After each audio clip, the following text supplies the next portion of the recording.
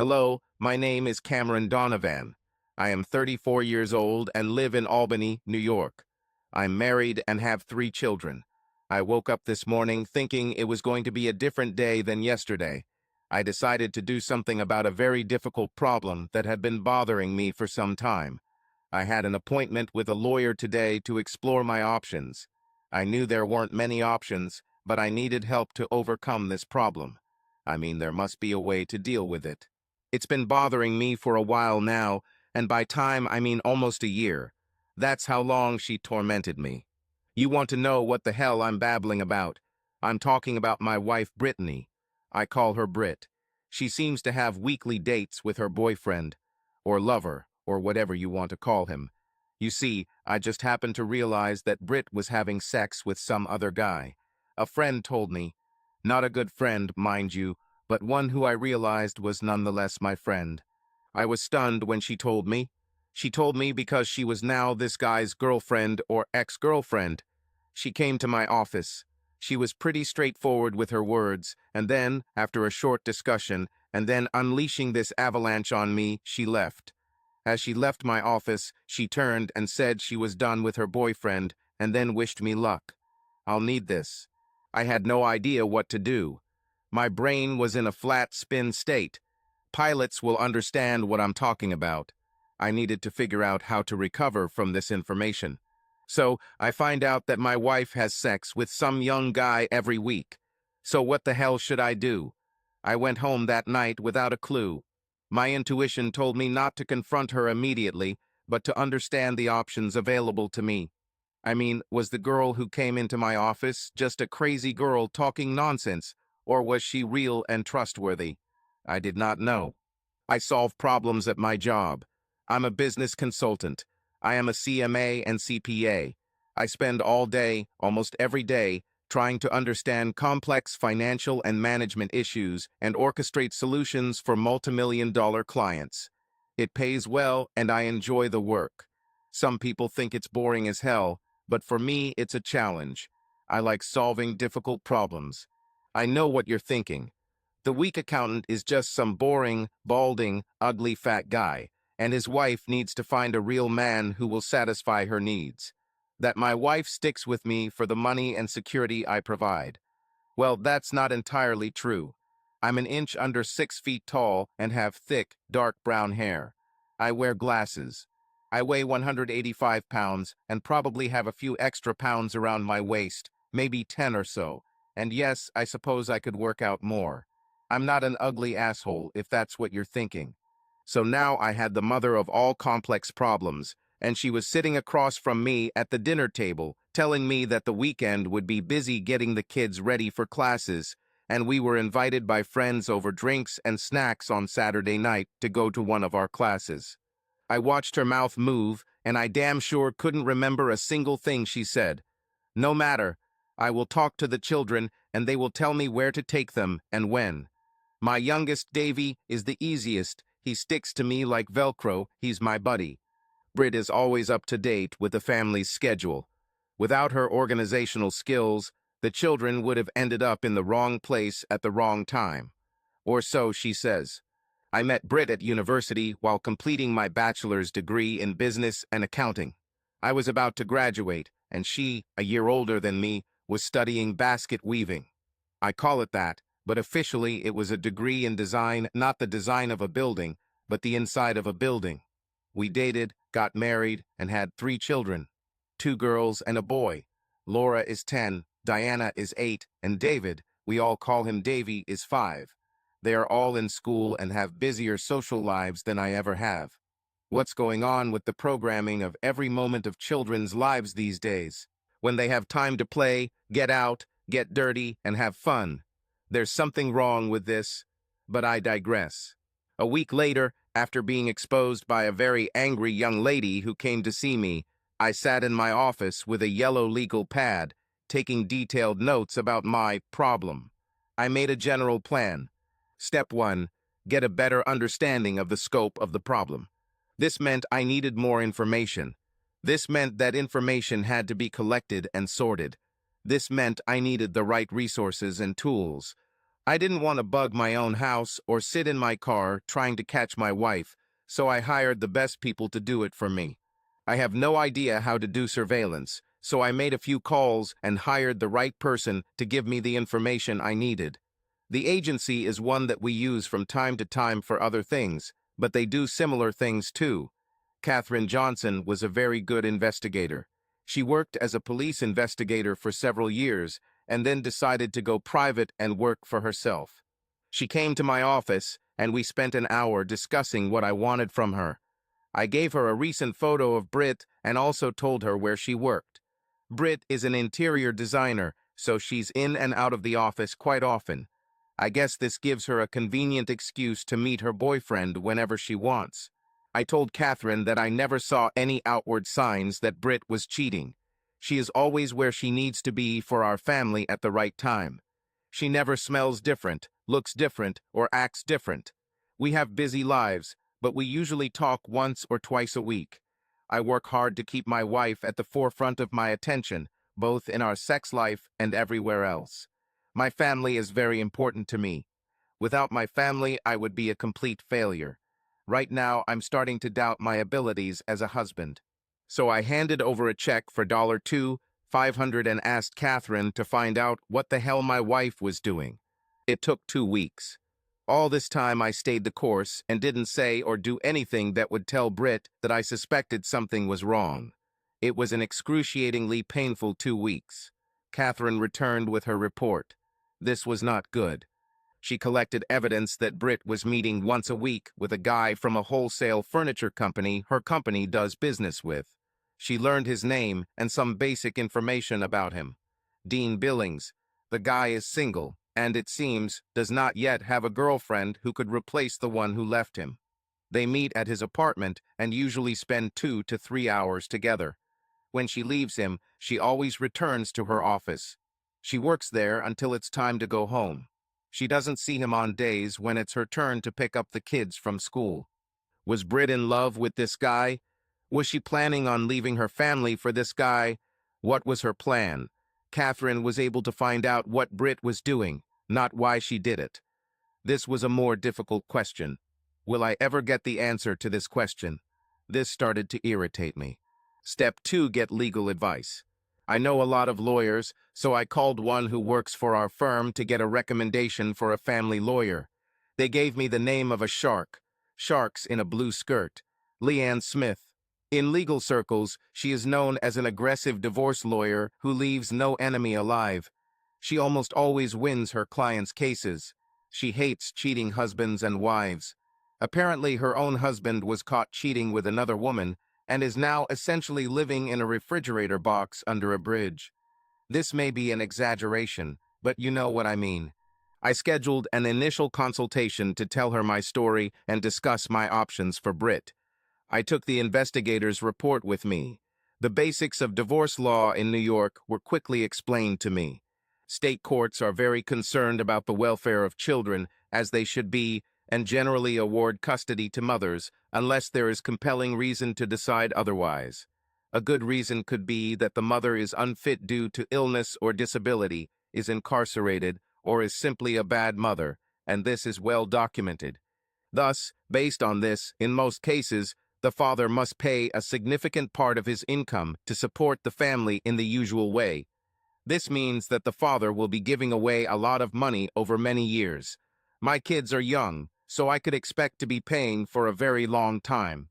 It turns out that adultery doesn't really count in family law, at least not in the courts. A marriage license is simply a contract that says you agree to be bound to each other until the court says you have ended the marriage. Marriage now is essentially an agreement for two people to join forces and resources to improve the lives of both and any children that may be born. Emotions, love, and such feelings are no longer part of marriage. Who has sex with whom is not important to the court. So the fact that my wife has sex with someone other than me every week doesn't matter to the court. Very sad, but true. Where does that leave me? Well, Britt will receive both child support and spousal support, called alimony. I will get very little time with the kids, most likely every other weekend and probably a few weeks during the summer. This is not paternity. I don't know what to call it, but for me it will be hell. I love my children. I was involved in planning their arrival and fully intend to remain committed to their well-being and lives on a full-time basis. Of course, not every other weekend and 2 damn miserable weeks in the summer. No, it won't happen that way. If Britt and I separated and divorced now, the best outcome would be joint custody, which would mean the kids would live in 2 houses on a rotating basis, about half the time in each. This is not good for children. In addition, I will be paying most of the mortgage on the house and, of course, the cost of other housing for myself. If Britt and I have joint custody, the place I live will need to be big enough to accommodate the 4 of us. Goodbye to any dream of retiring before age 70. Aside from the states and the court's underlying concerns about family breakdown, what this all meant was that Britt would be getting money from me to continue having sex with other men, even more often, and in my house. There is no way I would allow this. As you can guess, my biggest concern was the children.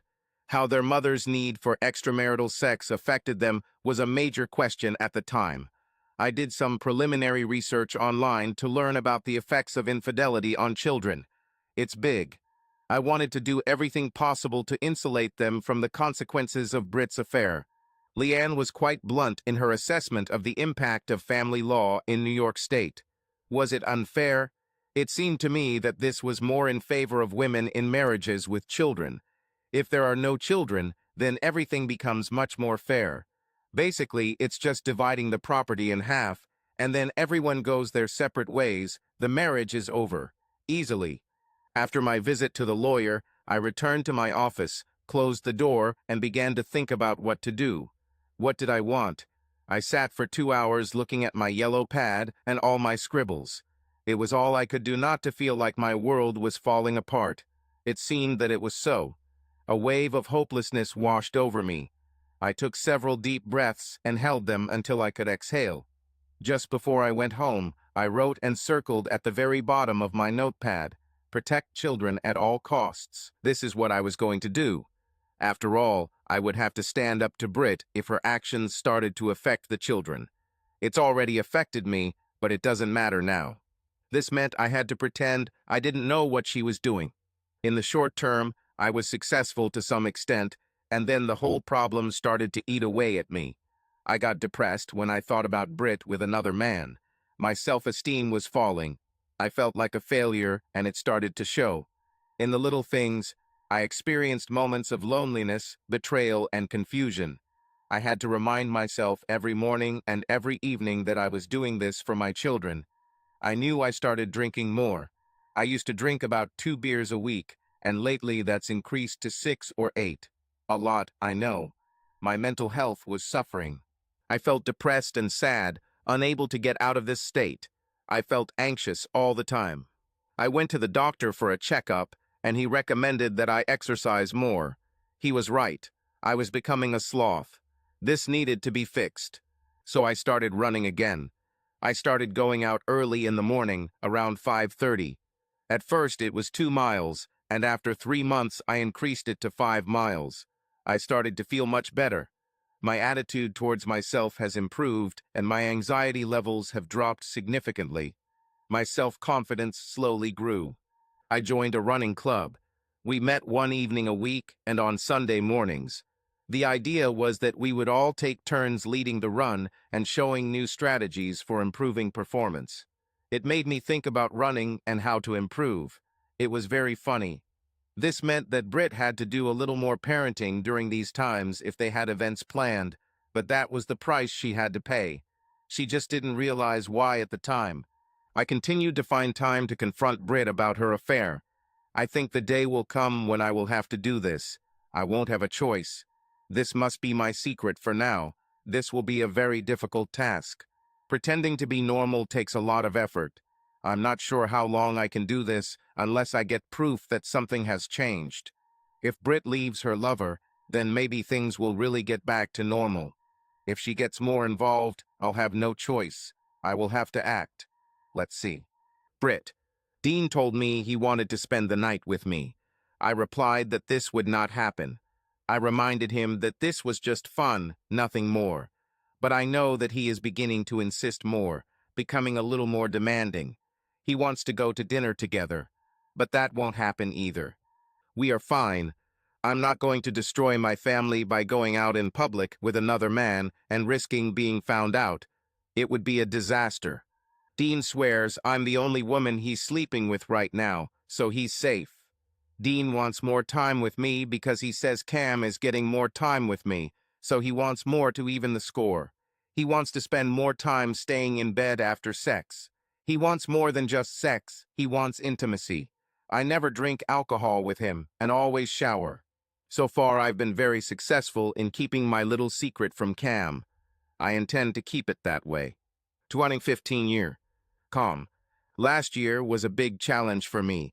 It's not easy to accept that your wife doesn't think you're good enough. When you think about it, it can slowly destroy your soul.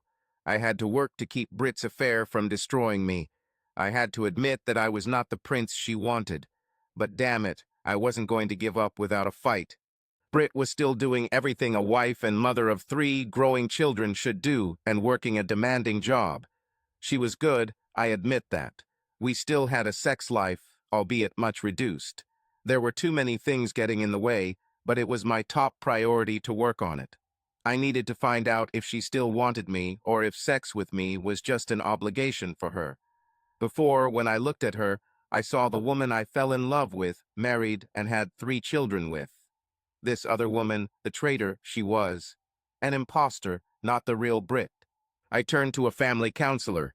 I wanted to know if there were strategies I could use with children to reduce the impact of their mother's affair. So far, it hasn't really affected them. They didn't know anything had changed. They just saw her as the same mom she always was. And don't get me wrong, she was a good mother. She was not Cruella de Vil. She was never angry or annoyed with the children or even with me. I give Brit credit, she tried really hard to keep it looking the same as always. She never missed the children's activities or events. She was always a fully supportive mother, involved in school activities, and did her share of work. I also asked a marriage counselor to help me explore ways to increase the level of intimacy between Brit and I. This goal was a little more difficult, and the consultant gave me several books. What has changed over the past year are the less obvious things. It was a subtle change. It was an attitude and an approach, not an action, and I wanted to prepare for the time when her affair really breaks down and affects the children. For me, the past year has been marked by a number of changes. I became more physically fit than ever. My stamina and resilience have increased significantly. I went back to the doctor for another checkup, and he said whatever I was doing, keep it up. I smiled and thought that Brit was the reason for this turn in my life. I had something to prove. Side note, I was tested for diseases every 3 months at a private clinic, separate from my regular doctor. Fortunately, every test came back negative. I have taken up several other activities to improve my mental health. I became interested in rock climbing. I took a few courses to learn some basic technical skills and work on my upper body. This didn't come easy for me as I have a slight fear of heights. To overcome this fear, I took up parachuting. Stepping out of a plane with a parachute on your back and a reserve parachute on your front makes your heart race. I spent 3 weekends at the local parachute club. I did 6 jumps and got to the point where I was looking forward to the excitement of the jump. It was fun. Funnily enough, we don't have any real mountains nearby, but there are some areas where you can learn the basics. I did this and decided that climbing was not for me and moved on. The other thing I did was buy a motorhome and a truck to pull it with. I purchased the trailer from Grand Design. It is about 30 feet long and has a comfortable queen-size bed in the front and 4 bunk beds in the rear. The best thing about it is the bathroom and kitchen, as well as the dining area and sofa. All the comforts of home are carried behind the truck. The truck is a large Dodge Ram with a diesel engine. When I hook up the trailer to the truck, it pulls like it's not even there. This truck is a monster and a lot of fun to drive. Brit was against buying a trailer and truck, but the kids were thrilled when I took them to an RV show. I hook up the trailer and we head out for a weekend of fun at national and state parks. I hate being at private campgrounds where the campers are packed like cattle. Give me open spaces where I can breathe fresh air and my kids can run around and get dirty. Britt came with us a few times, but now she rarely joins. She has a job and clients to keep an eye on. At least that's what she says. At home, I quietly began to change the way I interacted with Britt. The closeness between us diminished after having children. The reality of busy lives and careers meant that we were often too weak to be intimate with each other. At least that's what I thought. Sex has become a sacrifice. I changed it up a bit, trying to increase the level of intimacy in our relationship. After all, I had competition in this race. If I lose the race, the consequences will be great. If I win the race, I'll have more options. My tactics for achieving my goal were the salami method. You know what I'm talking about. Okay, if you don't know, let me explain quickly. The salami method is about completing a large task one small piece at a time. If you go to the supermarket and buy a huge sausage and say you're going to eat it all by yourself, people will think you're crazy. But if you ask the butcher to cut it, he will run it through a cutter and turn your huge sausage into many very thin slices that are easy to eat one at a time. You don't eat all the sausage at once, you enjoy it for a long time and eventually it disappears. It may take months or more, but it will disappear, and if you handle it right, it won't go bad. An analysis of my salami method will suffice. What I did was to treat my wife differently than before. I paid more attention to her. I listened carefully to what she said and memorized it. I tried not to let her get lost in the daily hustle and bustle. Sometimes I would involve the kids in work to reduce the number of things Britt and I had to do. Children now have responsibilities. Laundry and trash are a start. It's not unusual to ask your kids to clean up after themselves, so I did, and eventually Britt started doing it too. Once a week at work, I took a few minutes to review my plan. I took notes and kept a calendar. I planned things so that they would not get lost in the bustle of life. One Wednesday, I proposed a date idea for us. We haven't gone out to dinner or a movie in months. Britt's response was a little muted, but she went along with the plan, and when Saturday arrived, we went to a new place for dinner and then watched a movie she had chosen. It was a pleasant evening, and when we got home, I poured us some wine and made sure to look Britt straight in the eye as we talked.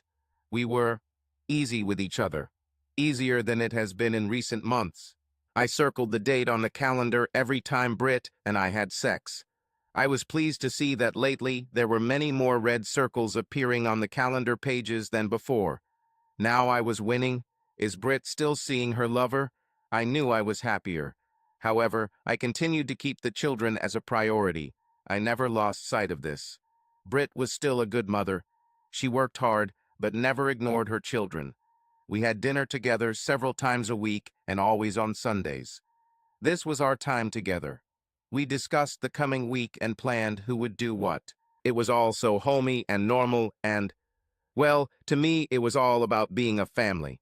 I've been working out a lot at the gym, and my gym has great spin classes. I started going to classes about 3 months ago. The girl who teaches the classes is a little charmer named Kim.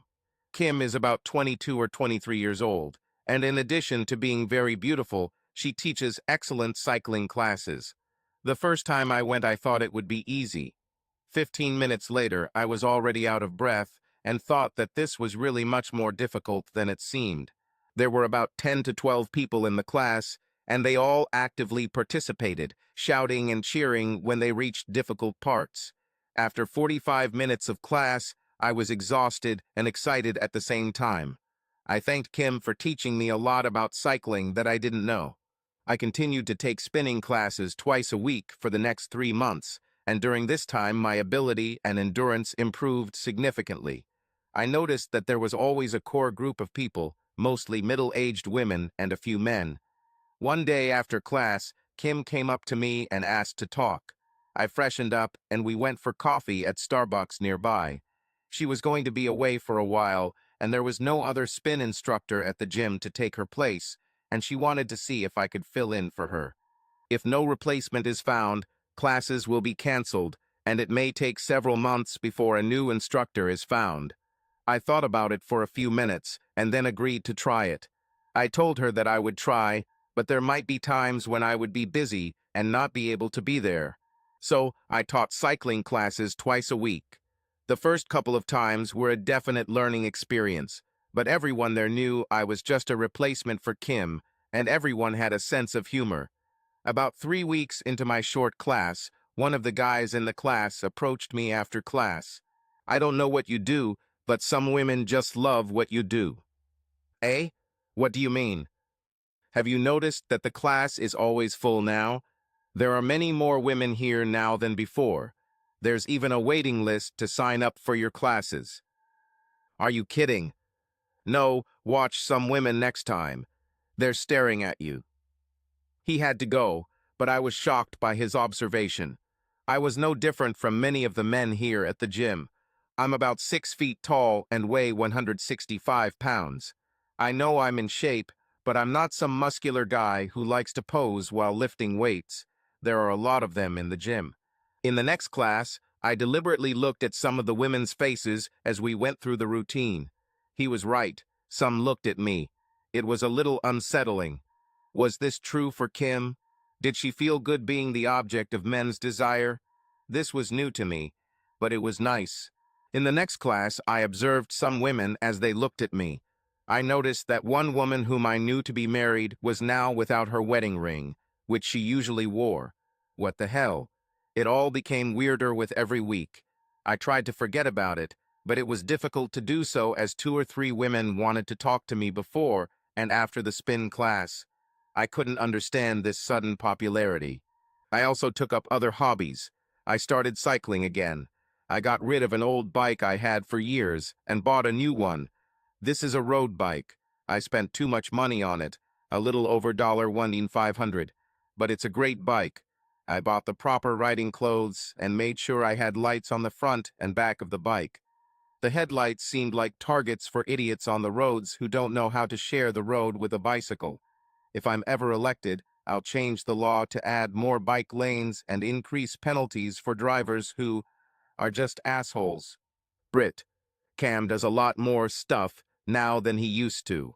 He works out every day and is fitter than ever. His stamina in the bedroom has improved, or at least I have benefited from his new energy. He's better than Dean now. Cam does a lot of things without discussing them with me in advance. He went to an RV show and bought this ridiculous trailer. Then he bought a huge truck to pull it. The kids love it and love taking it to campgrounds and parks. I went a few times, but work always gets in the way, and I'm not as in love with nature as they are. Besides, I need to make up for the time at work that I spend with Dean during the week. This means I have to spend an hour or more almost every night on my laptop and more on the weekends to keep up. I can't let Rachel, my boss, know what I'm doing, so I work on my own time. And then everything changed. Calm. First, I have to tell you about my friend Tommy. His full name is Thomas Fairfield March, and he's my best friend. We grew up together. We learned together. We were brothers, although we had different mothers and fathers.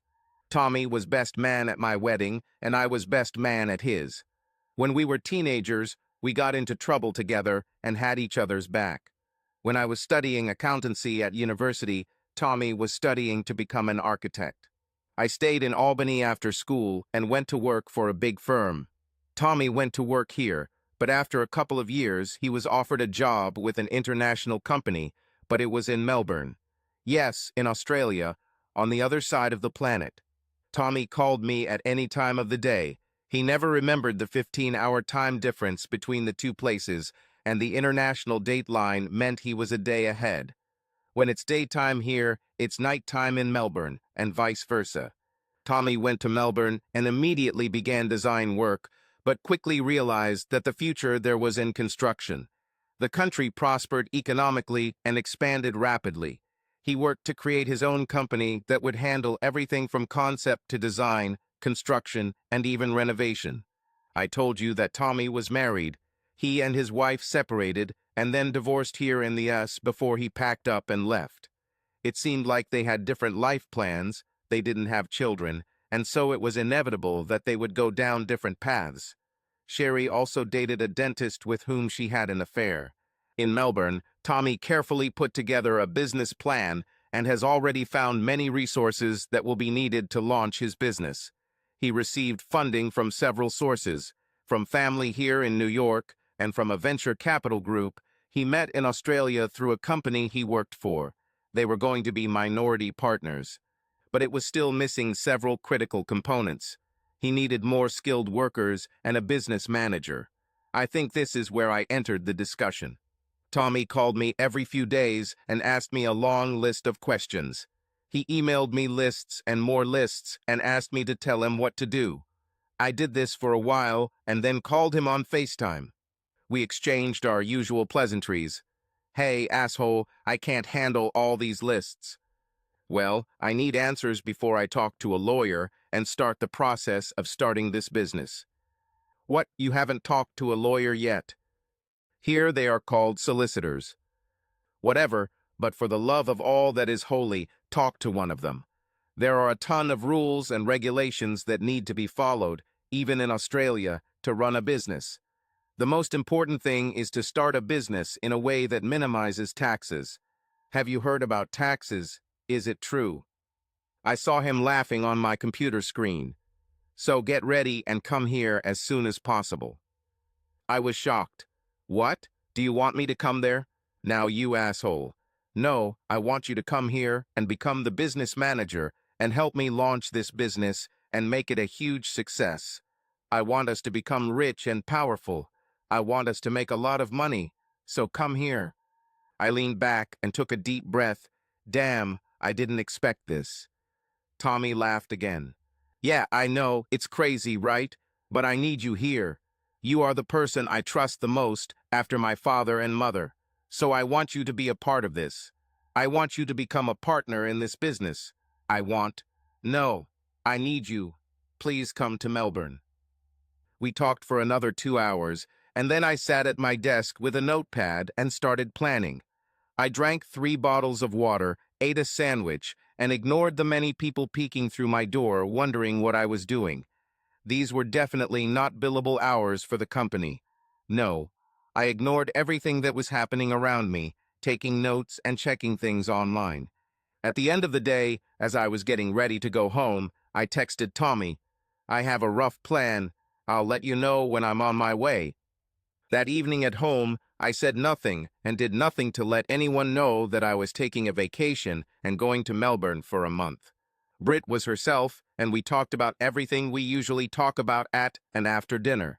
I helped with homework and put the kids to bed. I prepared lunches for the next day for them and for myself.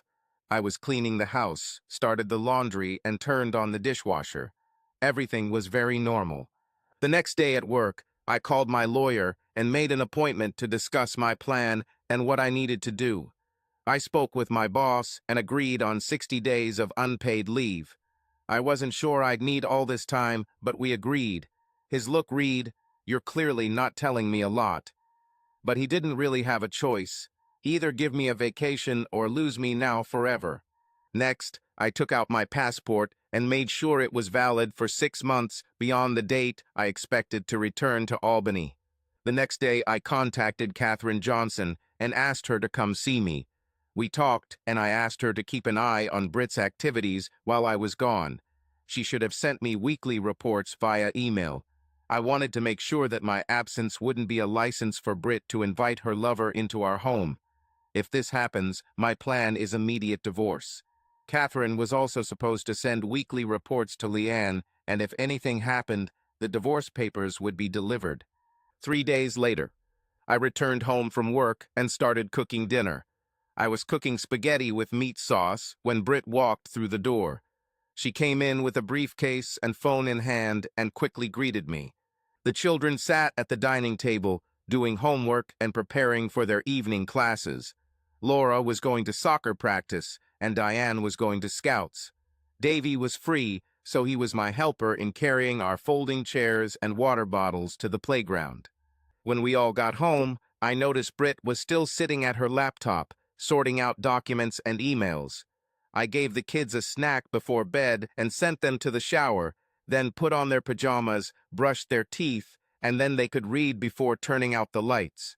I went to the refrigerator, found a bottle of wine, and poured 2 glasses. I entered the office and placed one of the glasses in front of her. I sat down on the sofa. "Britt, we need to talk." She took a small sip of wine and looked at me. My face gave me away, I know. I had a serious expression on my face. "Who is Dean Billings?" Britt gasped and dropped her wine glass to the floor. A little wine got on her clothes, but she didn't move. "How long have you been in a relationship with him?" Silence again. Her mouth was open, but there were no words. I continued. "I think I have a good idea, more than 2 years." I let her absorb this and then asked, "Are you leaving us?" "Still nothing." I continued. "It's the 21st century, and I don't own you. I can't order you anything, so I guess you can do whatever you want. If you don't want to be with me, all you have to do is tell me. I can take the hint." I took a sip.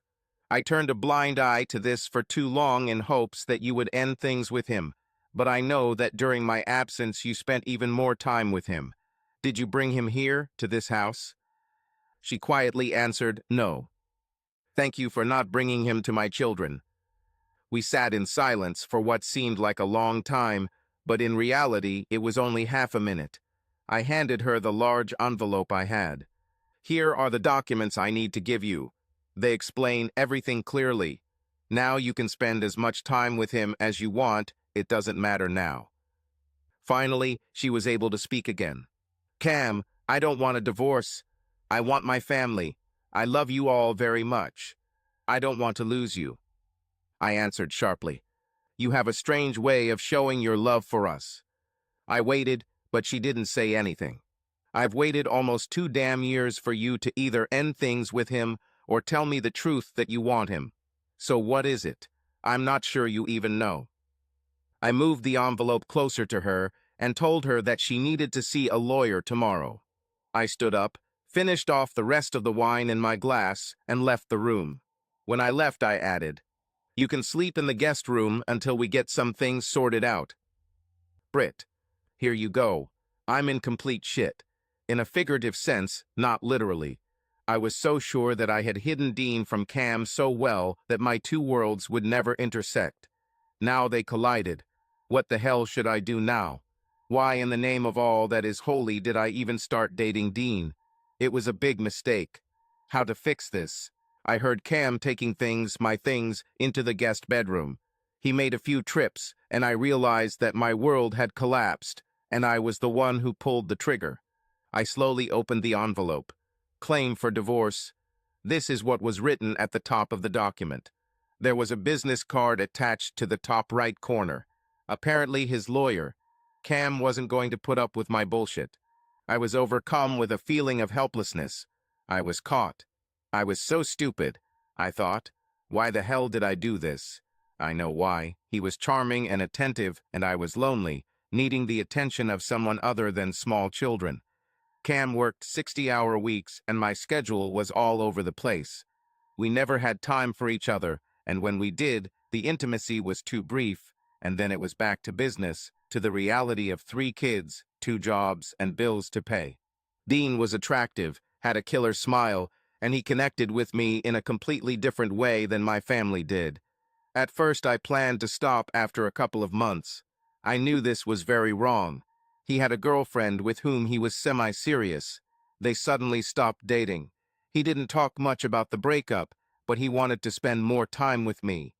I loved the attention and didn't do anything to stop it, as it should have been. Oh shit, I just realized. It must have been his girlfriend who went to Cam and told him everything. Oh my God, Cam must have been in shock. Now all the changes he made in his life make sense. He needed to save himself. Everything he had done in the last year had led up to this evening. I didn't do anything to prevent it. In fact, I made everything worse. As I looked through the documents he handed me, the only thing that caught my eye was that Cam wanted custody of the children. The lawsuit said he had been the primary caregiver for the past 4 years, performing most of the parental responsibilities. He was willing to give me liberal visitation if I wanted it. I was going to lose my children. I can't let this happen. I was going to lose my husband. I do not want it. My stomach decided I needed to move fast. I ran to the toilet by the front door and threw up. As I leaned over the toilet, I realized that, along with the contents of my stomach, my life was going down the toilet. Come. I called my mother and father to tell them I was going to divorce Britt. They were shocked. Of course, they wanted to know why. When I told them that she had been cheating on me with another man for some time, they didn't want to believe it. Both offered any help they could. I didn't reveal my final plan to them. Leanne made sure Britt's lawyer was involved in the negotiations and that the terms I was proposing were discussed. Naturally, the key issue was children. In New York, the law does not address adultery as a reason for divorce. You can get a divorce just because you want. No other reasons are required. In practice, everything is decided by behind-the-scenes negotiations and the division of property and life. I didn't care about our things, including the house. I was more than willing to split everything in half. She takes half, I take half. But when it came to children, I was not going to give in here. The children stayed with me, and that was the final decision. Laura is almost 12 years old, Diana is 10, and Davy is 7, but he acts like a 17-year-old. It's difficult with him. I sat down with the kids and told them a simplified version of the truth. I wanted to preserve Britt's dignity in this whole situation. Also, I wanted them to continue to respect their mother. She deserved it. The kids really understood. Laura was very aware of divorce among her friends and classmates. She knew what that meant. She told me, in front of her sister and brother, that she wanted to live with me. Diana and Davy looked at Laura and then at me and said that they also wanted to live with me. I was proud of my children, and I have never been prouder than in this moment of their support. The next few weeks were tense, to say the least. Britt and I lived in separate bedrooms, and although we were polite to each other, that was the limit of our communication. Several times Britt came to the bedroom door and asked if she could come in. I allowed it. One day she started to undress, and I stopped her. "Were you with your lover?" When she didn't answer, I told her to leave. About a week later, I told Britt that I had talked to the kids and that we needed to talk as a family. She didn't want to, but I insisted because I wanted her to face the truth about the mess she had created. If it gets dirty, the dirt will be on it. The next evening, I prepared dinner, and we all sat down at the table. "Okay, I have a few things everyone needs to hear." They all stopped eating and looked at me. "I think it's time for Mom to find a new place to live. Our divorce date is coming up very soon, and I think that's the next thing to do until then." Britt looked at the table, and the children looked at her. Laura spoke first. "Mom, why did you stop loving us?" Those words were like a knife to Britt's heart. "Darling, I never stopped loving you. I love you all very much."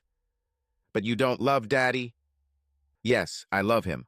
My daughter knew how to get to the bottom of it, as only an innocent child can." "But then why are you with another man?" Britt couldn't speak. I...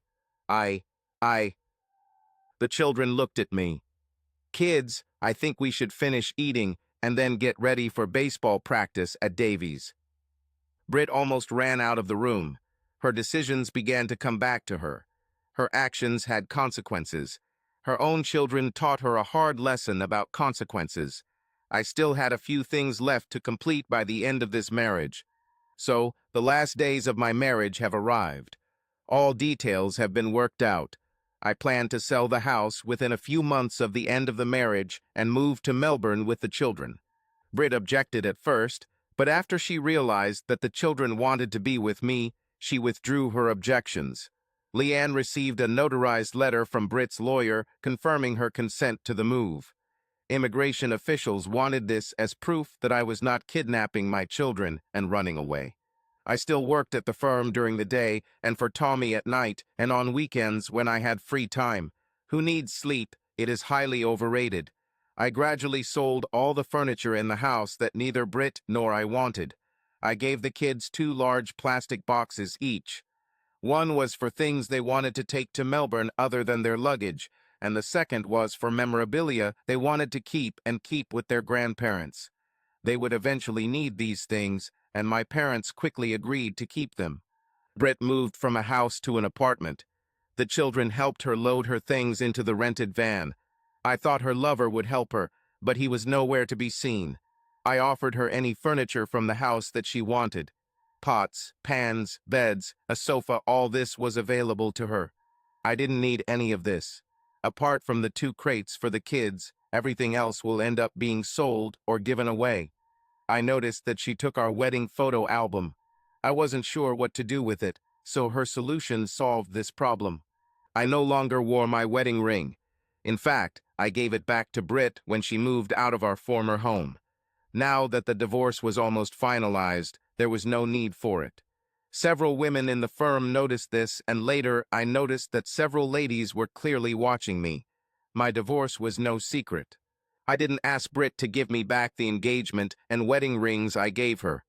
If she wanted them back, I probably would have taken them, but what could I do with them? In fact, Leanne mentioned that the court views engagement and wedding rings as gifts, and so it is up to the recipient what to do with them.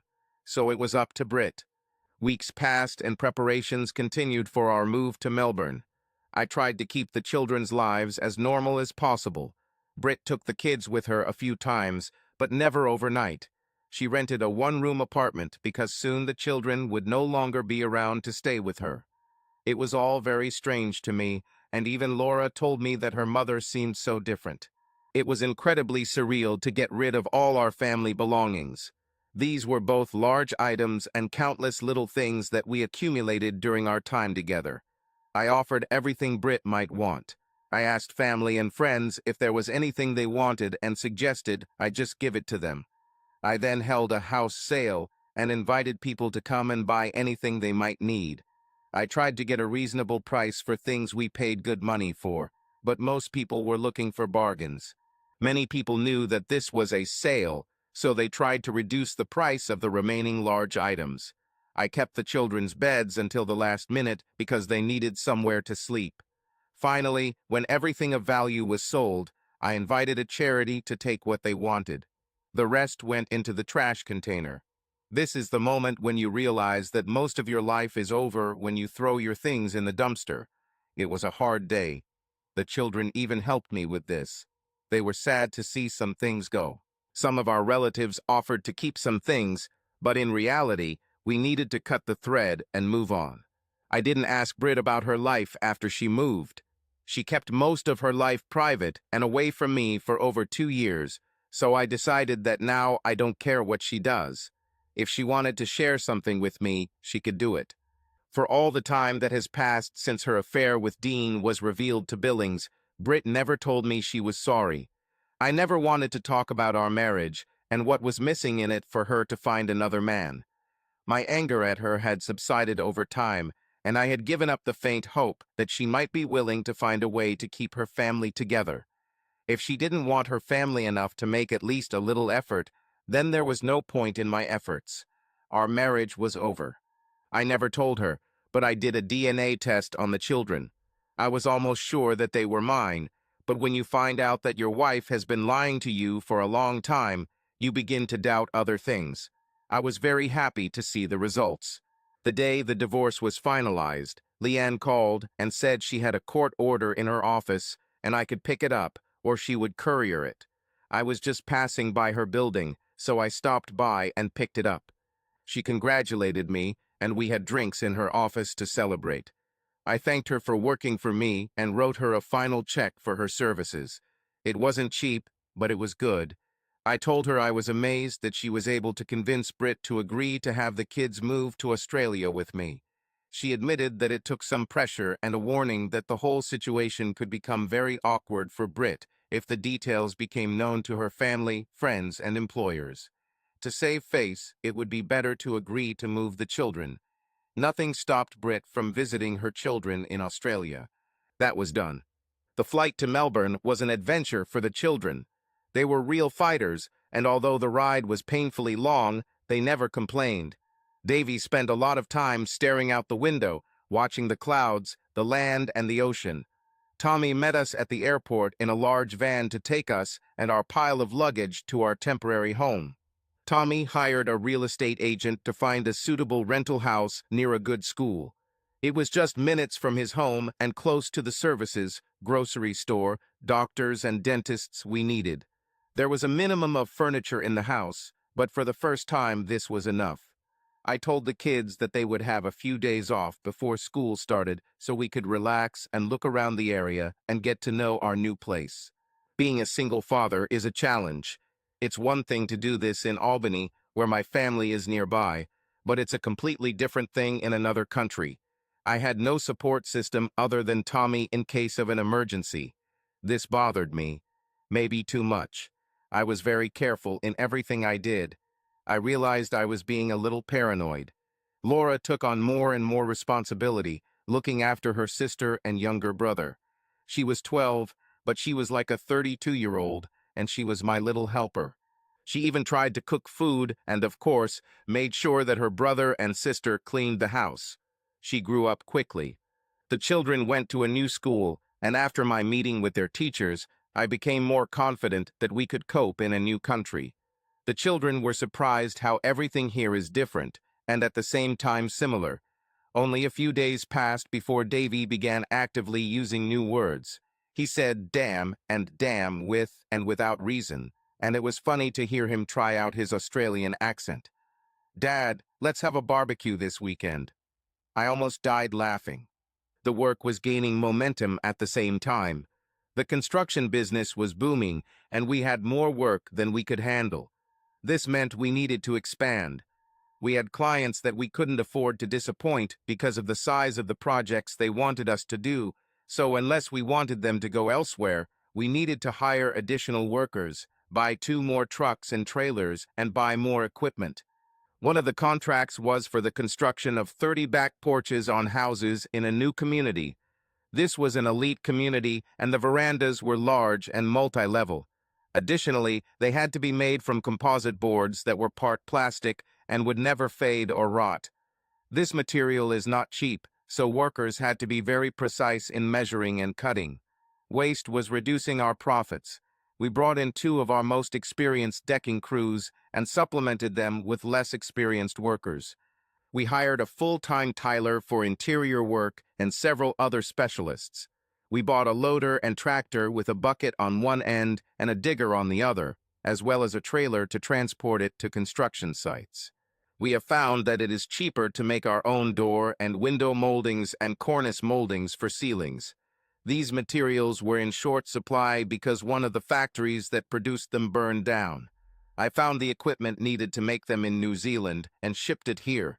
It took a few days to install and test it, but one of our carpenters quickly got the hang of it, and they started making all the moldings we needed for much less than the cost of buying it.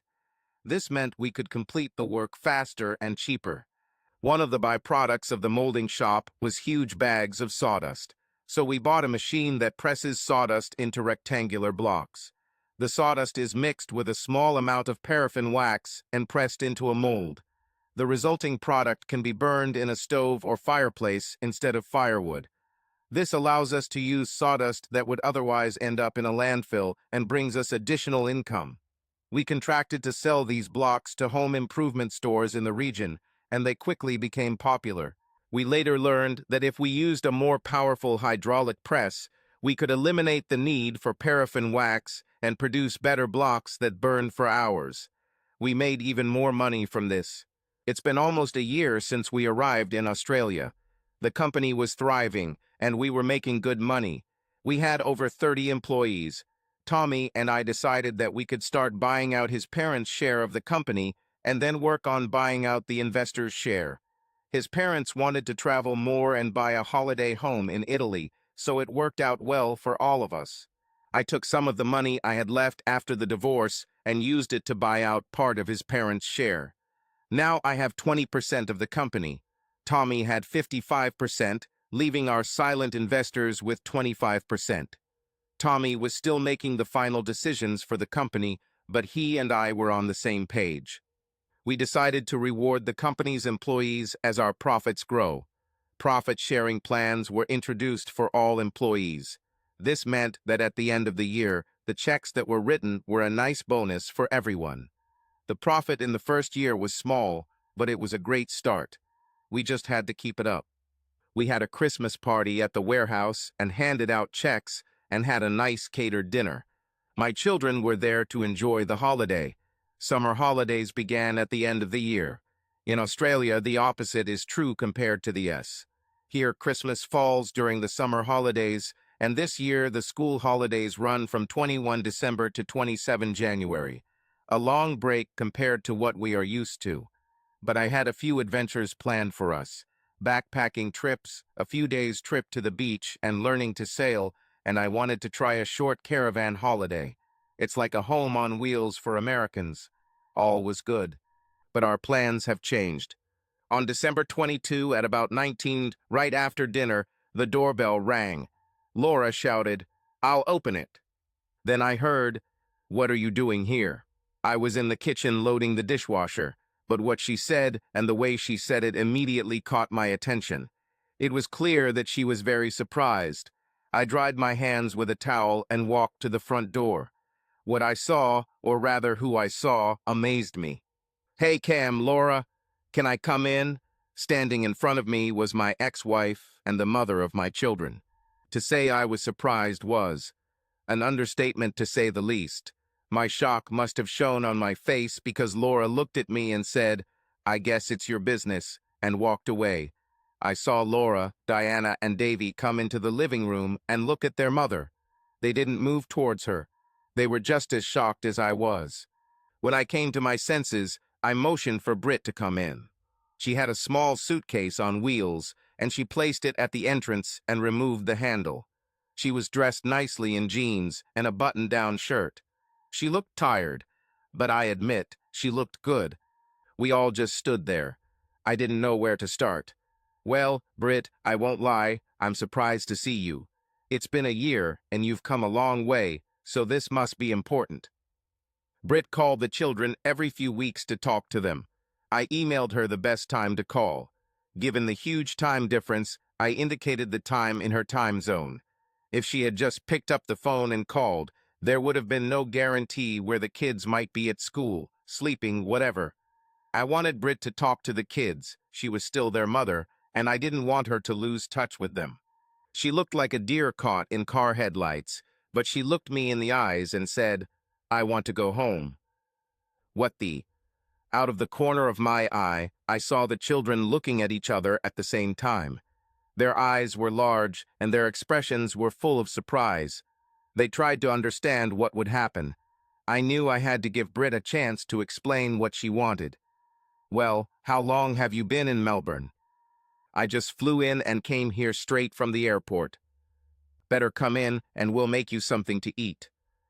I waved for the kids to come over, and they actually ran towards Britt and all hugged her at the same time. It made me happy that they still felt something for their mother, even if her feelings for them are in question. What caring mother does not see her little children for a whole year? It's not a question. The next few days were a challenge, but the children were happy to see their mother after a year of separation. Britt brought small Christmas gifts for each of them, and they spent the next few days getting to know each other again. I tried to stay away as much as possible and give Britt time with them. Laura, my always wise daughter, quietly asked me on the second day why her mother had come to Australia now. I thought for a few seconds before answering. I can only assume that Britt was lonely without her children and wanted to spend time with them. That second night, after the kids went to bed, I asked Britt to talk to me.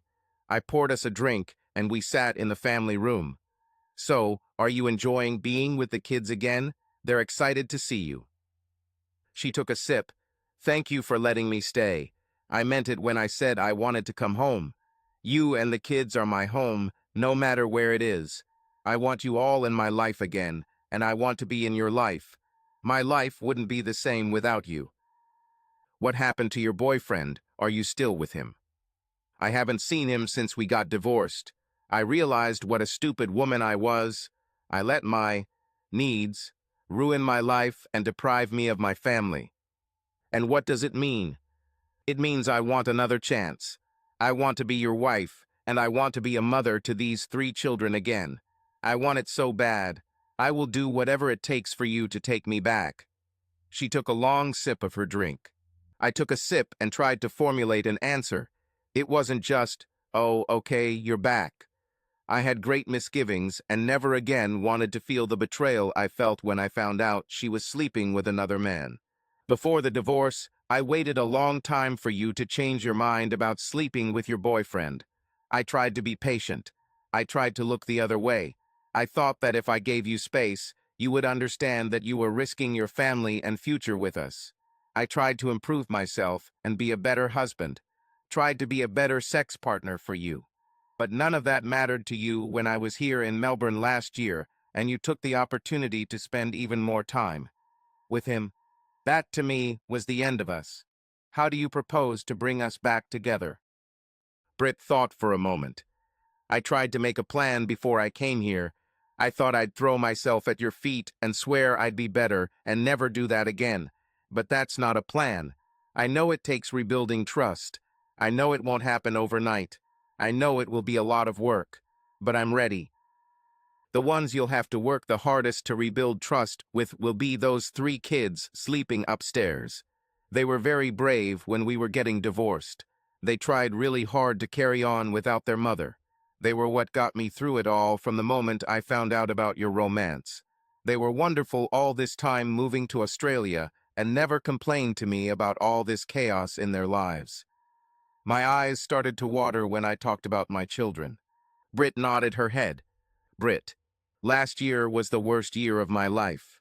When Ken found out about my affair with Dean, he was so controlled with his emotions that I thought he didn't care. But he became cold. He pulled away from me. And can I blame him?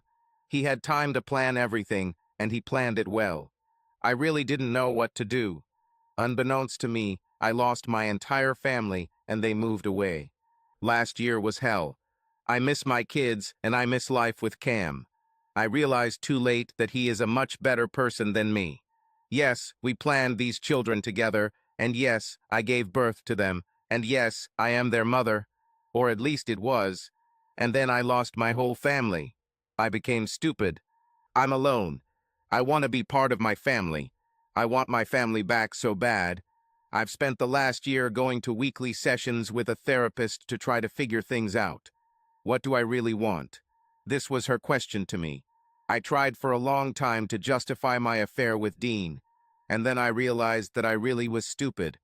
A friend said this to me one evening when I was at a bar with colleagues. The conversation turned to me, and she asked how often I heard from Cam and the kids since they moved to Australia. I tried to dodge the question, but she returned to it. How often do I call my children? Am I planning to go to them? What are my plans for the holidays? Don't I miss them? What she was really trying to say was that I was a terrible mother and wife, that I ruined everything so badly that my ex-husband took the children and moved as far away from me as possible. The therapist basically said the same thing, only in more clinical and polite terms. She tried to get me to say what I wanted. How do I see the future of marriage and family if I have a lover on the side? How do I imagine combining these two lives? What is my plan for the future? Do I want other lovers if religion will leave? Do I want Cam to understand my needs and accept that I need a lover to satisfy me sexually? Do I think Cam will have any objections to what I want? What will be the end result for me, him, and the children? I didn't have any answers. I was so confused. The conflict came to a head the first Thanksgiving and Christmas I spent without my husband and children. The divorce was finalized, Cam and the kids moved to Australia, and I was left alone in a studio apartment. I tried to focus on work and still see Dean. Dean was trying to say, in a way, that he was tired of our weekly meetings and that the novelty and excitement had worn off. He started dating a new girl and decided we needed to call it a day. It's funny, a man leaves a woman. So, on Thanksgiving Day, I was alone. I did not have time to go to my parents, and my mother did not insist that I come to them, as she did when the children were with me. We talked, but the conversation mainly concerned the children. How are the kids doing? Do they like it in Australia? What are they doing? Do I know how Cam is doing? Something like that. She asked me what time I had, but didn't invite me to Thanksgiving dinner. I guess the implication was that I would come if I could or wanted to. I went. My brother and his wife were there with their 2 children. My brother was polite, but I saw that he was looking at me strangely. My sister-in-law, Kat, was more straightforward. When we were alone and drinking wine, she asked directly, "How did you lose your family so easily?" I coughed, but she continued, "So, did you even fight for them? Did you care enough about your marriage and children to do anything about it?" She was gaining momentum. I breathed out to say something, but she raised her hand to stop me. "Don't answer. I know what you were doing. I hope it was worth the price you paid." She got up and went into another room with her children. Later that day, after my brother and father had a few beers while watching football, he said to me, "Damn it, sister. I thought you were smarter. You lost your family to cheating." He turned and left. When it was time for Christmas, I was afraid to go home, so I spent it alone in my apartment. Christmas dinner consisted of a ham and cheese sandwich and a bottle of wine. People I worked with avoided me when planning holiday get-togethers. There was a lot of partying and drinking. I went to 2, but the conversation always came down to plans with my family. I usually left early. So here I am, a stupid woman who lost her family because of casual sex with a guy. I lost my husband's love, lost his respect, lost my children, lost my home. All this for casual sex with Dean Billings once or twice a week. He wasn't worth it. I continued to see a therapist, now twice a week. She helped me get my head out of my ass and figure out what I wanted. I realized that I wanted to give back what I had. I want my family. I want their love. I want to see them, touch them, hold them, do things with them, and, well, everything.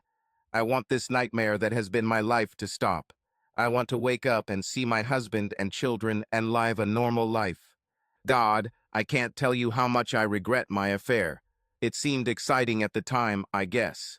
It was a secret I kept from Cam, and it was something I thought was okay.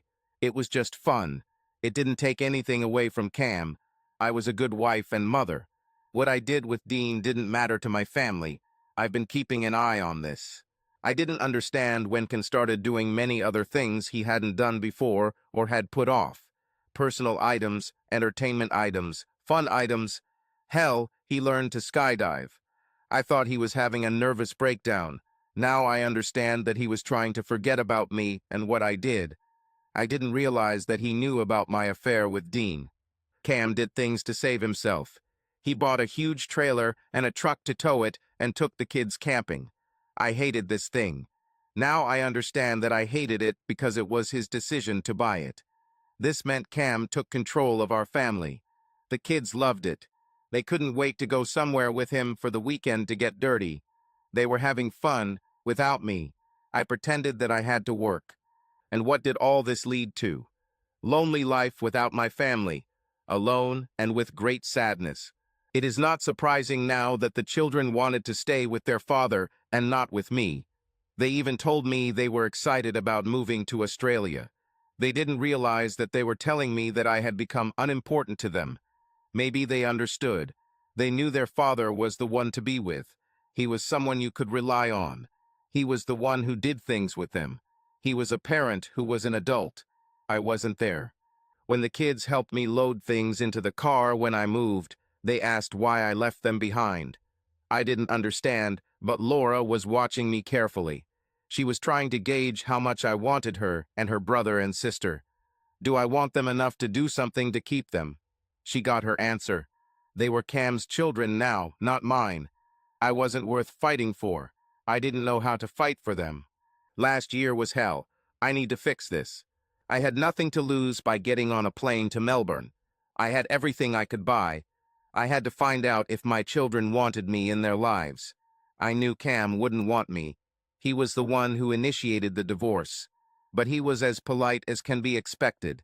He didn't tell our families what was really going on. He told my parents that we were growing up apart. This saved them from the truth about my stupidity. I'm sure they eventually understood. The move to Melbourne was risky. Maybe. What if Cam had a new woman? What if he absolutely refuses to let me see the kids? What if the kids don't want to see me? Then what to do? catch a plane back to Albany. I think that's all I could do. When Cam let me into the house, I was amazed. When my children hugged me, I couldn't stop crying. It was like being released from prison. I didn't want to let them go. Cam made me something to eat. I don't remember what it was. I ate it. I was in prostration. That night, I couldn't sleep. Cam told me I could stay with them. The children showed me a room where I could sleep. This was Davy's room. He was going to sleep on an air mattress in the room with his father. I tried to fall asleep, but the thoughts in my head were flying at breakneck speed, and the dream was forgotten. I looked at the ceiling. I couldn't believe my luck in such a short time. Davy went to the door and knocked. I opened the door, and he asked if he could sleep with me. Tears streamed down my face. He climbed onto his bed, and we hugged. I never wanted to let my son go. This was the start. Cam, what should I do? Part of me wants to kick her the hell out.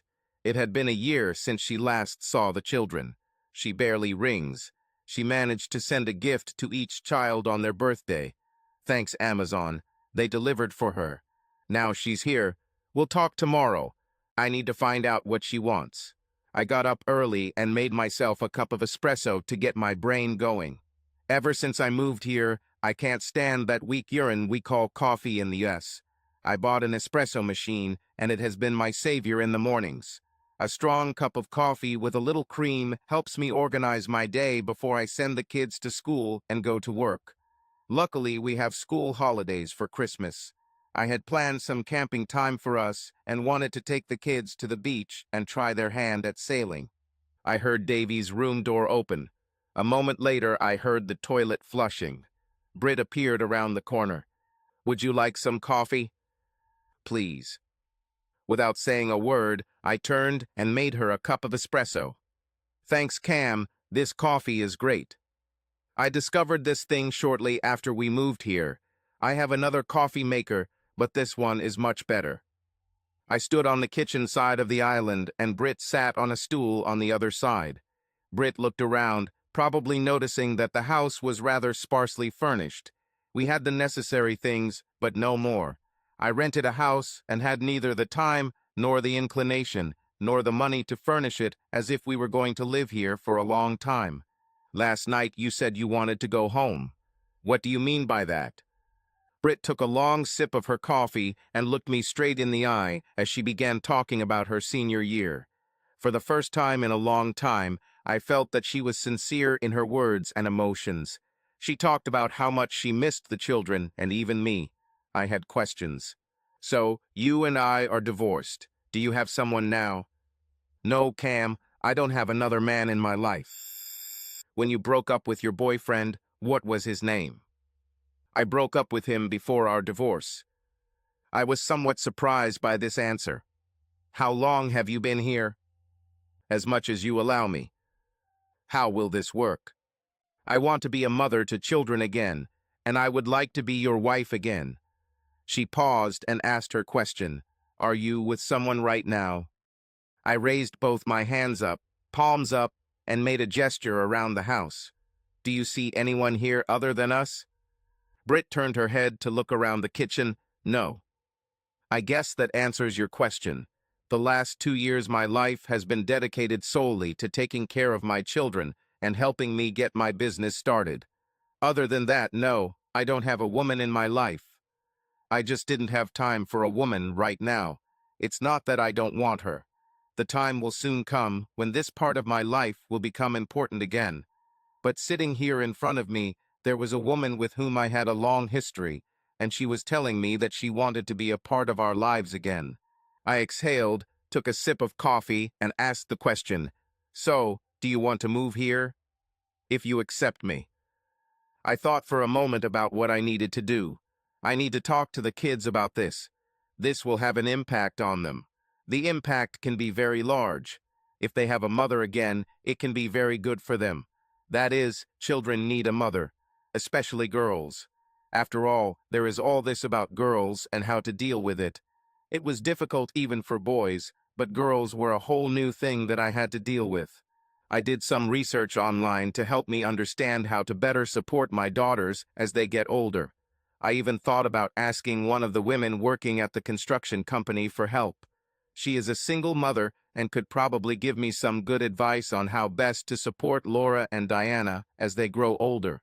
Laura is almost 13, and I can see that she is becoming a young woman. Maybe Britt's presence would be good for the kids. I just wasn't sure I could handle her presence. If she is not willing to change to become a better person, I will not allow her into our lives. I won't be able to handle the pain again. I was just starting to recover from the last time, and now she's here. The day passed very quickly. The children got up, had breakfast, and helped with the usual household chores. They walked around their mother, as if not believing that she was here. She was here, but was it the real mom who walked through the door last night?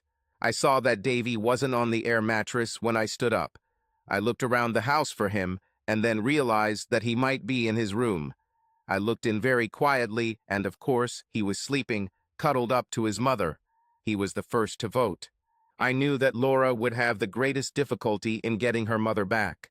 She is a very smart girl and has taken on a lot of responsibilities that a normal 12-year-old might not have. She was the one who encouraged her sister and brother and monitored their homework.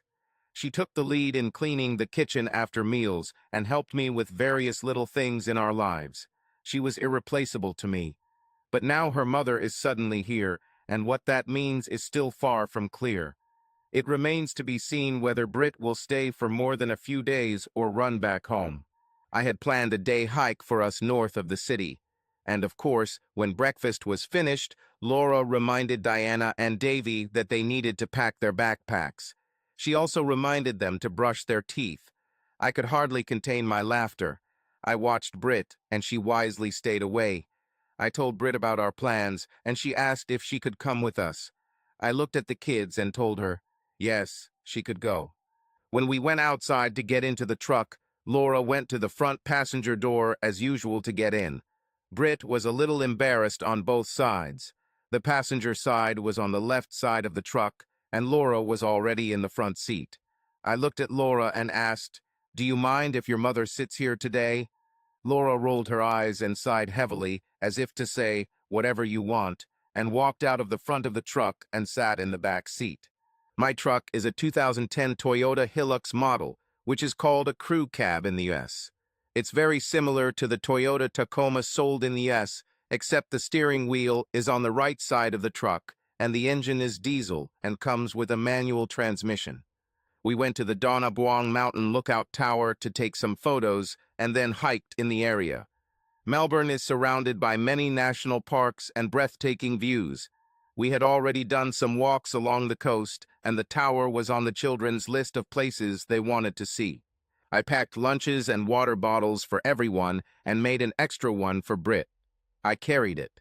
The children had their own backpacks with the necessary things. I grabbed a first aid kit and a couple of foil emergency blankets. We always took a raincoat and a hat. This was mandatory every time. Britt was clearly nervous, as this was the first time in 18 months that she had done anything with children.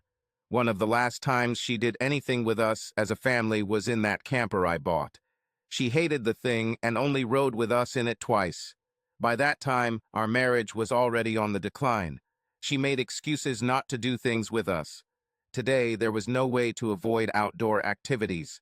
If she wanted to win over the children, she would have to go around and enjoy it. In addition, today there were easy walks of 10 kilometers. Davy took his mother's hand as we walked.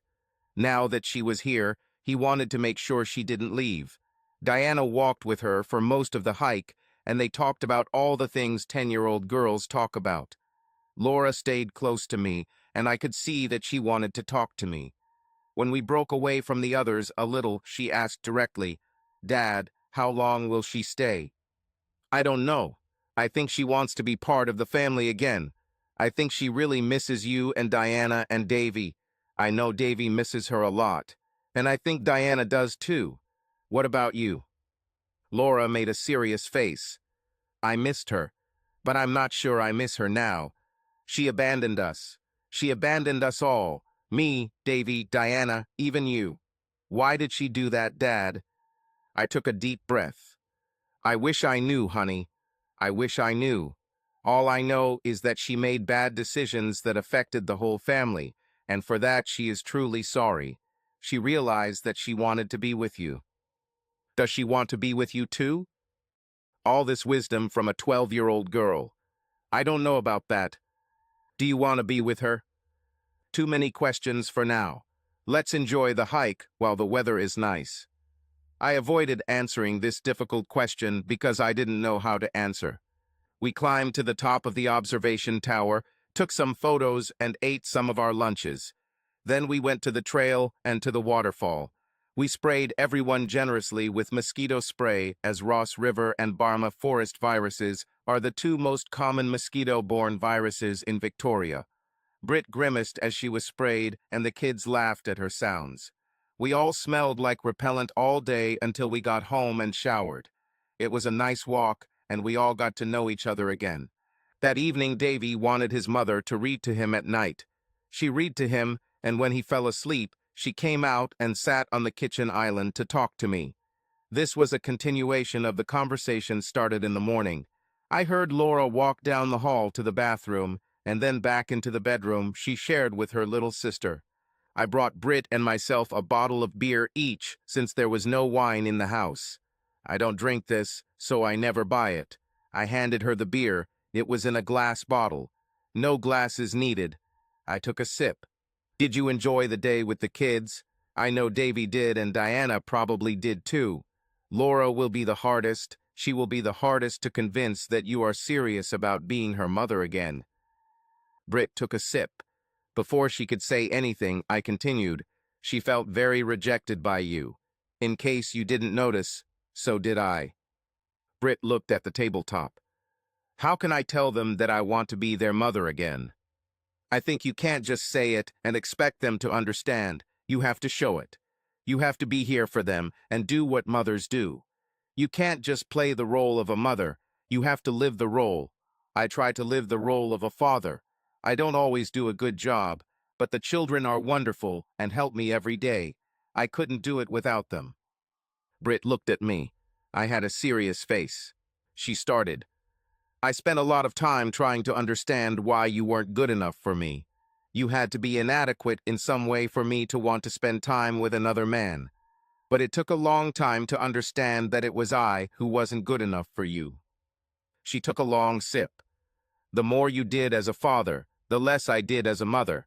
It's hard to explain, but I thought your success was my failure. Part of my brain thought I was better off away from my family. So I went to Dean. He was charming and completely devoid of principles and values. He cheated on a sweet girl for the sake of me, a married woman. I told myself that it was just for fun and had no effect on you and the children. She took another sip. I didn't know how you found out I was cheating on you until the divorce, and then it came to me. His girlfriend must have told you. The cat is out of the bag. We both took a sip. I told her the short version of what I did, how I decided to wait and see if it would end. When it seemed like not, I decided to do things for myself to cope with the stress, and yes, humiliation of my wife wanting another man and not me. I must have been a failed husband, so I decided that if I couldn't save the marriage, I would save myself and the children. I went to the refrigerator and grabbed 2 more beers. If you want to return to your family, there are conditions. You can't just walk in and say you're back. Britt nodded her head. What do you want me to agree to? The first condition is loyalty to me and the children. Your infidelity has affected us all. If you cannot accept this condition, then we have nothing further to talk about. I've been thinking about this and more since you all left. I want to be your wife and their mother again. She didn't say she was willing to do anything to achieve this goal. These are empty promises. No one will ever do everything. There are many things we are not ready to do, so it is pointless. However, she said she wanted to be a wife and mother again. It was reassuring, if nothing else. I wanted the children to have a mother, their mother. I wanted this stability for them. For the last year, I have been planning for their mother to no longer do mothering. She made her decisions and had to live with the consequences. End of story for her. My job was to continue to live and build a life for the 4 of us. That's why I accepted Tommy's offer and moved with them halfway around the planet. Another thing that affected Britt was the physical distance from her children. Being so far away meant that her weekends and holidays were spent alone. I know that if I had to give up my children, it would kill me. My life would have no meaning. My children are the tangible result of my life. If I do nothing else while I'm alive, I'll give birth to 3 people and raise them to adulthood. Handling it well is the most important thing to me. If I fail at this, nothing else matters. The fact that I can help build something else is just an addition. Back to my dilemma. What should I do when Britt sits in front of me and tells me that she truly wants to be my wife and the mother of our children again? What did you do with work? Took an indefinite break. Told Rachel I might be back. It all depends on what you and the kids decide. And the apartment you lived in? I put everything in storage. If you let me stay, I'll ask my father to sell everything. If you send me back, I'll find a new place to live. That tiny apartment was depressing. It was cold and well, I couldn't stay there, regardless of everything. It was a very small suitcase you came with. I have 3 other large ones that have been shipped. The airline is holding them for me. If I can stay, I'll call and they'll be delivered. If not, I'll call and they'll be sent back to Albany. The second condition is to talk to me. If you are unhappy with life with me, you should talk about it. Perhaps you and I are not meant for each other. Perhaps we should be with someone else, and our marriage is a big mistake. I've thought about this a lot, but one of the things I don't think about is that these 3 children are a mistake. They are mine, they are real, for the rest of my life. I needed to take a breath. I started to worry. I took a sip to calm down. The third condition is family therapy. We need a psychologist or therapist to help sort things out. My feelings are still very fresh. I was just starting to feel good, and now your arrival has brought it all up again, and I have to deal with it all over again. It's just me. The children must be very confused now. Your appearance after a year, they probably want to know how long you will stay. You must talk to them all together and separately. When is the right time to do this? Tomorrow. Don't delay, not for a minute. But don't you dare raise their hopes and then run away to the States again. If you do that, I'll do something. I don't know what, but I'll be very angry. We talked for a long time. It was late when we finished. I went to bed and left Britt to handle things on her own. I carefully placed Davy on the air mattress in the master bedroom. I knew he wanted to be with his mother, but she also needed sleep. There were many questions that I wanted answered, but we did not discuss. That's for later. Britt. The week went by slowly and quickly. I spent a lot of time with the kids and Cam. The girls each wanted to talk to me. Laura will be an excellent lawyer. She interrogated me mercilessly. Why did you come here? How long before you leave again? Do you live with a man at home? Do you want to be a mother again? And the most difficult question, why did you stop being a mother? She was a serious client and did not spare. I tried to be honest with her. I tried to explain that I made very bad decisions that affected the whole family, and for that I sincerely apologize. I told her that I had spent the past year trying to understand why I made the bad decisions I made and realized that I wanted to be with my family more than anything in the world. She was silent and did not give her vote for forgiveness. I'll have to wait for this. I'll have to earn it. Diana was much less critical, but really wanted to make sure I didn't leave again. Davy was himself. Mom, do you love us? I cried like a child in front of him. He hugged me and cried with me. At night, he often came to hug me. Diana, too. One night, I had my 2 children in bed, but not Laura. I'm so spoiled that I left my family like this. I'm such a spoiled wife that I was dishonest with my husband. I thought I loved him, so why did I do what I did to him? Cam. Britt had been here for a month, and it was January, time for the kids to go back to school and for me to go back to work full-time. I've been working from home as much as I can for the past month on my laptop and mobile phone. There came a time when Britt had to make a decision, and the kids and I had to make a decision too. I took the kids to the warehouse office we used to run our business. They settled into our conference room and did their homework. I brought the cans of orange drink and closed the door. Okay, we need a family meeting. Everyone quickly looked at me, raising their heads from their books and iPads. Laura said the obvious, "Mom isn't here. Should we wait until we get home?" "No, I want to talk about your mother. I want the four of us to talk about the last month she's been here. I want your opinion. Davy, let's start with you. I know what you'll say, but come on, tell me, and you're ugly to the sisters. It made everyone laugh. What do you think?" Davy took a sip of his orange drink. "Damn it, Dad. I want Mommy to stay with us. I don't want her to leave. Besides, I really hate this air mattress." As always, straight to the point. "Okay, one vote for your mother to stay." I looked at Diana. "Honey, did you like having Mommy here?" She looked at us all. "Yes, I really missed her and was glad when she came. I want her to stay." Those were 2 votes for their mother. I turned to Laura. "What's your decision?" For her, the jury was still not convinced. "What do you want, Dad?" "It's not about me. It's about your feelings for your mother." "But that goes for you too. If we want her to live with us, does that mean you'll leave?"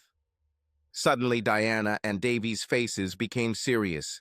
They quickly turned and looked at me. I knew they weren't thinking about the situation from that angle. But Laura thought, "She is my incredibly mature daughter. She'll make a great prosecutor someday. If your mother stays, we will have a lot of very difficult problems to solve. Your mother has made a very good start by coming here."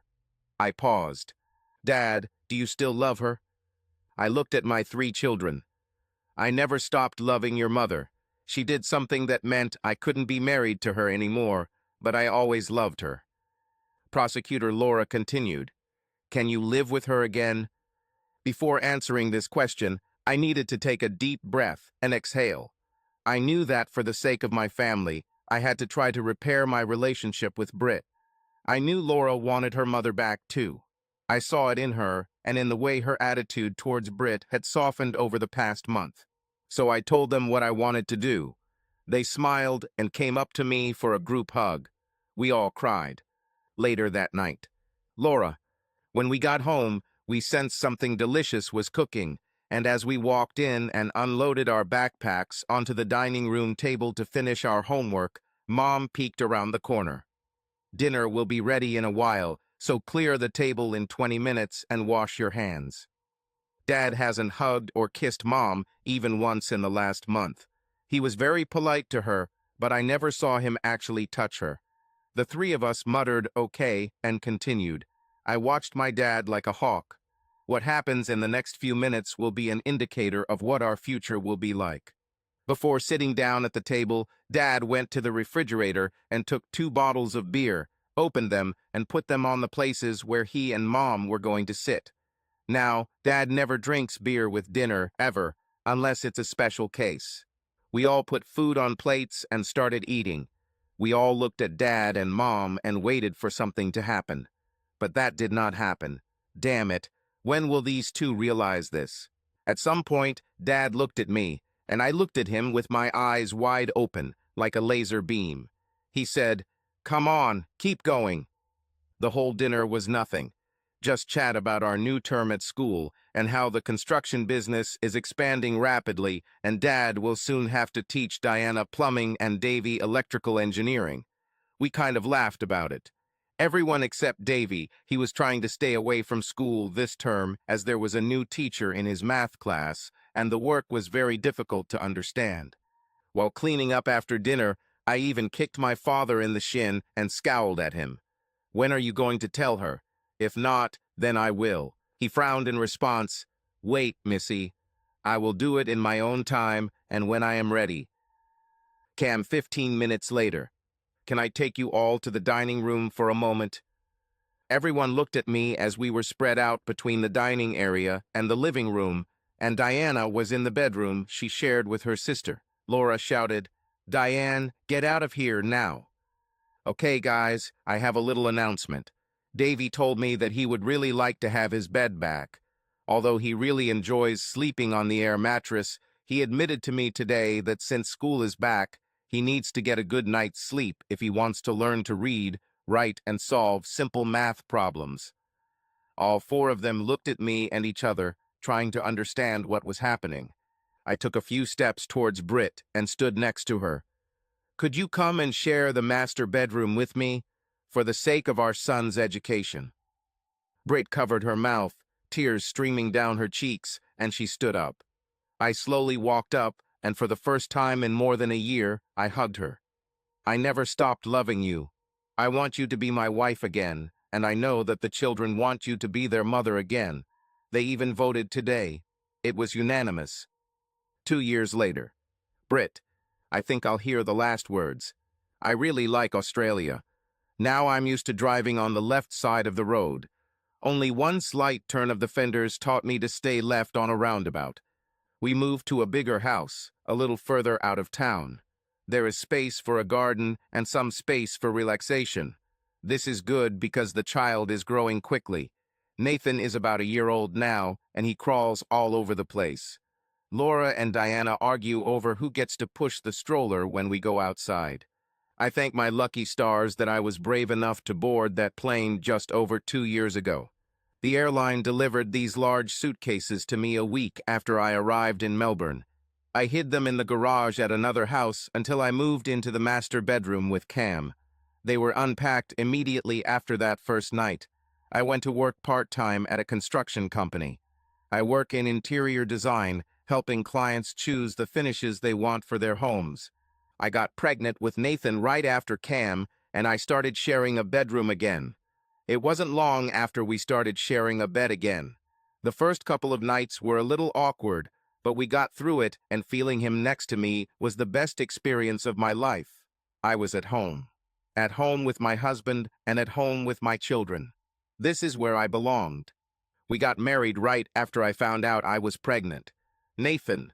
My parents came from the US to visit us and were there when Nathan was born. Laura is almost 15, Diana is 13, and Davy, my idiot, is 10.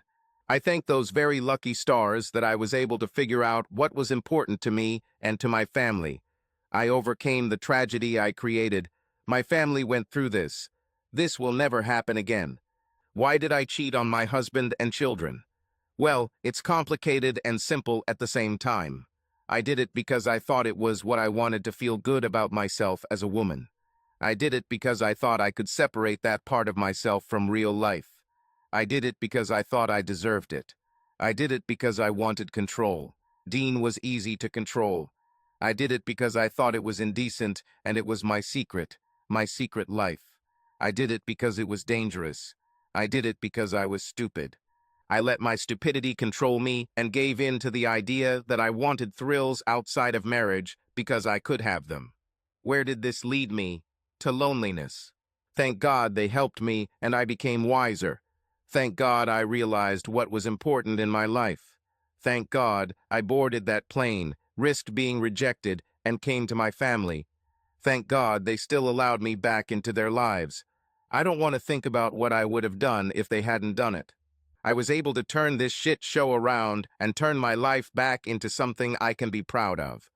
I want my husband and children to be proud of me. Subscribe to our channel so that your love doesn't cheat on you, and go ahead and listen to the next story, because this story is nothing compared to the next one. If you're under 18, don't even think click to the next one.